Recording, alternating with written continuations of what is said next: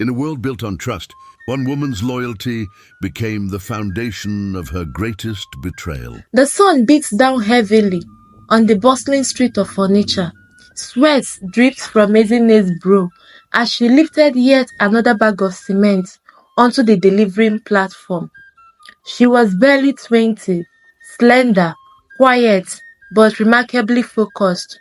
While others gossiped and scrolled through their phones during breaks, Ezinne sat by a corner with a pen and a crumbled notebook, jotting down figures, calculating sales, restocking schedules, and prices per bag.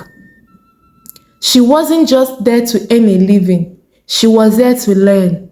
Her boss, Mr. Nwankwo, had noticed. One afternoon, as the workers left, she knocked on his office door. "Yes, come in." She stepped in and spoke without hesitation. "Sir, I want to learn this business. All of it. If it means you stop paying me salary, I'm fine with that." He blinked, surprised. You want to work for free?" She nodded. "I just want to know how this business works, from warehouse to weigh bill. I want to own mine someday." There was a silence. Then the old man chuckled softly, his respect for her growing. "Come tomorrow 6 a.m. sharp. You will shadow me." And so a new journey began. Ezinne wasn't just a worker. She became a student of the trade. She followed trailers to Enugu, helped draft suppliers' lists, and even slept in the warehouse during inventory checks. Her fingers hardened, her skin tamed, but her spirit only grew stronger. She learned negotiation, delivery strategy, customer management, and stock rotation. Soon, she could tell if a cement badge was underweight just by lifting a bag. Mr. Nwankwo was so impressed that by the third year, he called her into his office. By this time, it wasn't to work. "I've spoken to a contact in Abia State. I bought a small shop and stocked it for you. You are ready." Tears welled up in Ezinne's eyes. She knelt down slowly. "God will bless you, sir. No need for that, you earned it." And with a single decision, the girl with dusty shoe became a business owner. Abia was new terrain, and the market was tough, but Ezinne was tougher.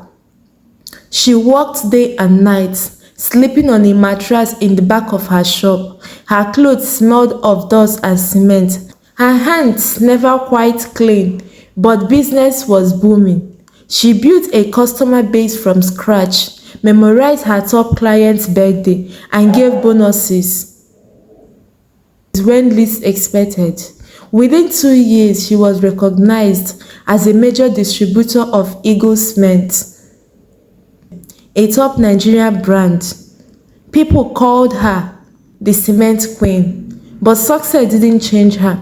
She remained humble, quiet, and focused. Men came with sweet words, cars, promises of marriage, even prayer points, but she waved them off. "Men will come and go. Let me build myself first," she would say, until one day fate introduced her to him.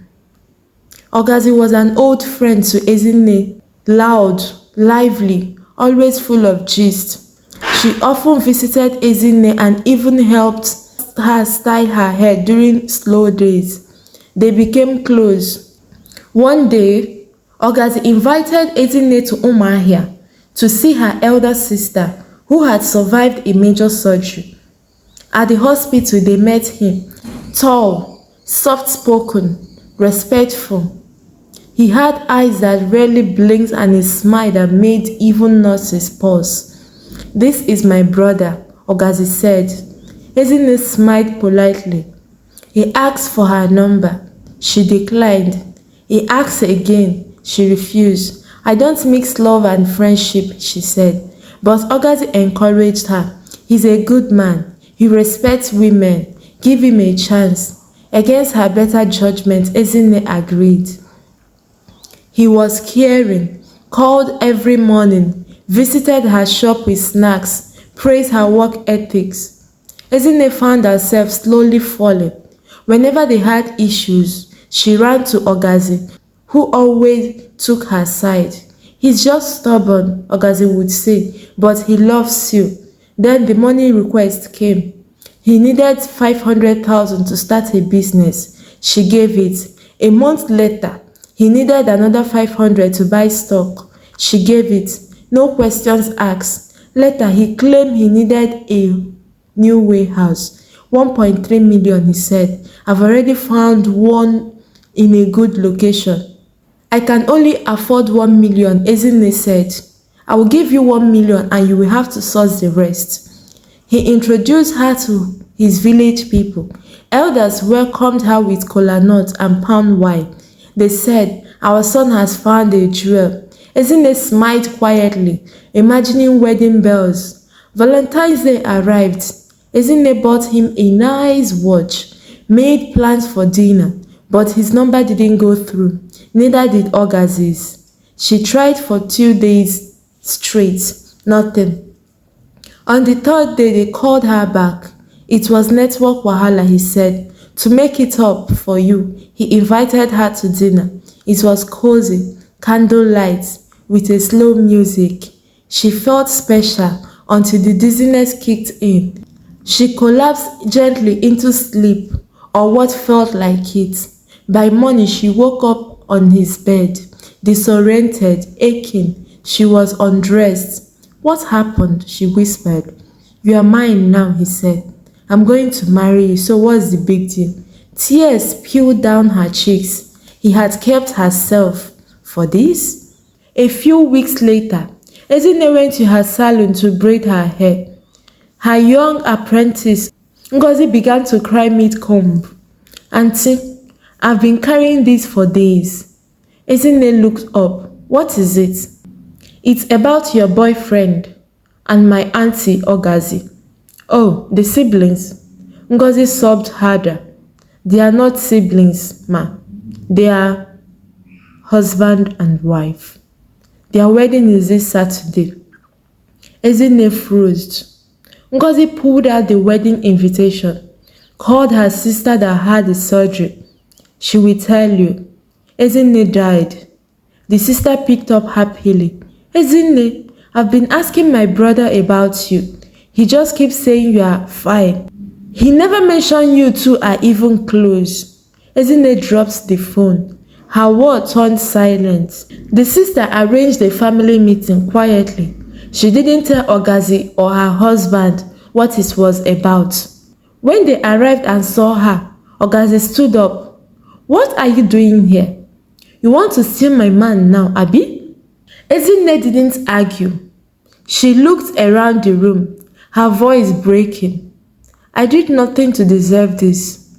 I loved, supported, trusted, and this is how you paid me. She stood and walked out.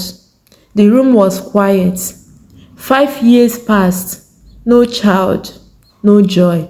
From churches to herbalists, from gynecologists to prayer warriors, nothing. Finally, a prophet told them, your womb is locked by betrayal.